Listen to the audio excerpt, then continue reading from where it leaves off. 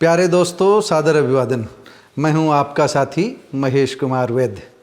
आज बात करते हैं कल 24 फरवरी को हरियाणा के मेवात क्षेत्र के नूंह जिला मुख्यालय पर हुई केंद्रीय मंत्री राव इंद्रजीत सिंह की जनसभा की। चुनाव जीतने के लंबे समय बाद राव मेवात की धरा पर अपना पहला राजनीतिक जलसा करने पहुंचे थे। इस जनसभा में राव ने एक बात बहुत स्पष्ट रूप से कही। उन्होंने इस बात का उलाहना तो दिया कि उन्हें पिछले 2 चुनावों से भाजपा उम्मीदवार होने के कारण मेवात से अपेक्षित समर्थन नहीं मिला, लेकिन अपनी बात मजबूती से कही। राव ने मेवात के लोगों का आह्वान करते हुए यह भी कह दिया कि अगर इस क्षेत्र में मुझे या मेरी पार्टी को हरा भी दोगे तो भी प्रधानमंत्री तो नरेंद्र मोदी ही बनेंगे। इसलिए आगामी चुनाव में सत्ता में अपनी भागीदारी रखना जरूरी है।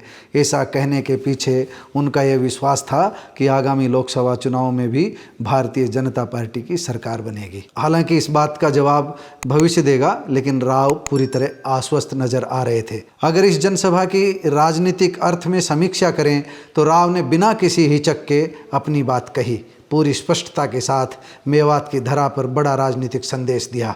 राव ने बिना लाग लपेट के उन 2 युवकों को जलाकर मारने की कड़ी निंदा की, जिनके जले हुए शव भिवानी जिले में बरामद हुए थे।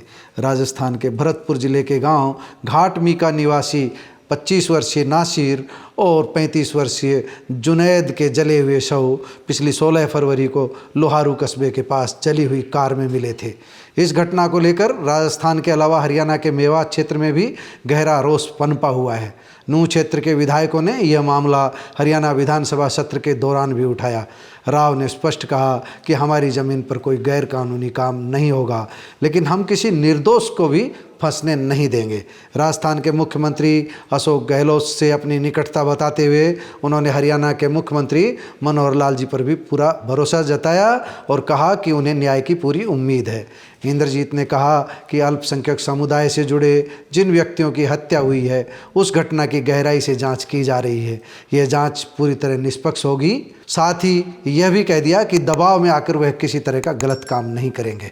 उन्हें गलत काम करने के बाद नींद नहीं आएगी। उन्होंने कहा कि दबाव में आकर किसी को बंद कर देना उचित नहीं है। संभवतया उनके कहने का आशय मोनू मानेसर की गिरफ्तारी की मांग हो, मगर राव ने किसी का नाम लिए बिना ही अपनी बात कही। उन्होंने दबाव में आकर किसी की गिरफ्तारी करने को लेकर एक सटीक उदाहरण भी दिया। राव ने कहा कि लगभग 10 वर्ष पूर्व क्षेत्र के एक गांव में हुई दुष्कर्म की घटना के बाद पुलिस ने दबाव में आकर जिन लोगों को गिरफ्तार किया था, बाद में जांच के दौरान वह निर्दोष साबित हुए, लेकिन निर्दोष होते हुए भी उन्हें 5 वर्ष तक अकारण जेल में बंद रहना पड़ा। इसी बात पर बल देते हुए राव ने कहा कि कानून को अपना काम करने दें, जांच निष्पक्ष होगी और दोषी को पूरे तौर पर सजा मिलेगी। मेवात की धरा से राव का यह कहना मेवातियों को यह संदेश देने के लिए था कि उनके साथ भाजपा सरकार में कोई अन्याय नहीं होगा। राव अहिरवाल और मेवात के प्रेम भरे इतिहास का जिक्र करना भी नहीं भूले। केंद्र व राज्य सरकार की ओर से कराए गए विकास कार्यों का भी विस्तार से उल्लेख किया। उन्होंने मेवात की धरती से होकर गुजर रहे Delhi Mumbai express highway, dedicated freight corridor और प्रस्तावित रेल लाइन का जिक्र करते हुए जमकर तालियां भी बटोरी। साथ ही यह भी कहा कि कई नई सड़क परियोजनाएं और पेयजल योजनाएं भी सरकार के पास विचाराधीन है। बहरहाल राव और उनकी टीम ने मेवात में पकड़ मजबूत करने के लिए अपने तरकस के हर तीर चलाए। देखना यह है कि उनके तीर निशाने पर कितना सटीक बैठते हैं। वैसे राव पुराने निशानेबाज हैं। अहिरवाल के इस धुरंधर का निशाना कम ही चूकता है, तभी तो वह 5 बार सांसद और 4 बार विधायक बनने का अनूठा रिकॉर्ड अपने नाम कर चुके हैं। नमस्कार। मैं आज आपके बीच के अंदर लोगों को जोड़ने के लिए आया हूं, लोगों को बांटने के लिए नहीं आया हूं। और जो आज सबके दिलों के ऊपर एक बात असर कर रही है,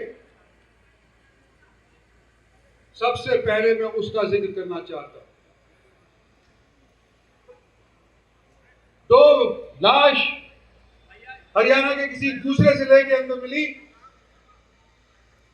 अल्पसंख्यक समुदाय से वो व्यक्ति संबंध रखते थे और जांच आज के दिन चल रही है। और ताकि किसी के दिल के अंदर ये ना हो कि मैं जिक्र नहीं किया इस बात का,